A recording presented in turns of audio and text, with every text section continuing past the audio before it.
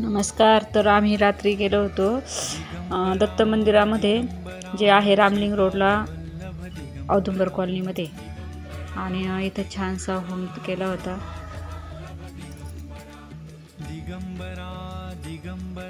हे पहा, इकडं खूप गर्दी झालेली आहे लोकांची. प्रसाद असतो होमामध्ये, सगळ्यांनी नारळ वगैरे टाकलेले आहेत. छान होम, आणि इतका सुगंध येतोय नारळाचा, तेलाचा, तुपाचा, होमाचा मस्त. आणि इथं मंदिरामध्ये पण खूप गर्दी. दरवर्षी लाईन नसते, पण ह्या वर्षी लाईनमध्ये उभं राहून सगळ्यांनी दर्शन घेतलं, त्यामुळे व्यवस्थितपणा वाटला आणि गर्दी झाली नाही, धक्काबुक्की झाली नाही, आणि छान मस्त दर्शन पण झालं आमचं. आणि मंदिरामध्ये इथं गुरुचरित्राचं पारायण लावलं होतं. तर लोकांनी इथं येऊन पारायण लावलं, पारायण वाचलं आहे. तर हे पारायण मी पहिल्यांदाच पाहिलं, कारण दरवर्षी गुरुपौर्णिमेला आम्ही इथं मंदिरामध्ये येत असतो दर्शनाला आणि प्रसादाला. तर ह्या वर्षी प्रथमच मी इथं गुरुचरित्राचं पारायण लावून वाचलेलं पाहिलं. आणि इथं पहा, दत्त महाराजांचा जन्म झाला ना, तर पाळणा लावलेला आहे. पाळण्यामध्ये दक्षिणा टाकलेली लोकांनी. मी पण पूजा केली, फूल ठेवले आणि पाळणा हलवला. आणि प्रसाद वगैरे आणला होता मी घरून. मी उपवास धरला होता, दिवसभर प्रसाद आणला होता. तर देवाला आता प्रसाद ठेवते. आणि हे आमच्या अनिता, तनिष, भाऊ, दीदी, शौर्य, आम्ही सगळेच गेलेलो होतो. तर मी नारळ नाही भेटला मला, मंदिर बंद होतं, ते दुकान बंद होतं, आम्ही रस्त्याने गेलो त्यावेळेस. आणि मग हार भेटला, मग हार नेला होता मी.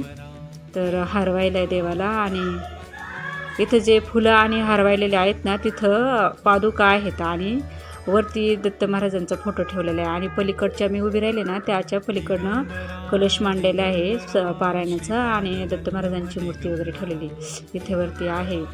दत्तांची प्रतिमा आहे, पुन्हा स्वामी समर्थांची प्रतिमा आहे, आणि अजून बरेचसे फोटो आहेत वरती ठेवलेले. तर मी हार वगैरे वाहिला, आणि सुनबाईंकडे बॅगेमध्ये प्रसाद ठेवलेला होता, तर तो प्रसाद देते ती मला. आणि आता मी प्रसाद ठेवते देवाला. तर प्रसाद वगैरे ठेवला आणि दर्शन घेऊन आम्ही आता बाहेर चाललो.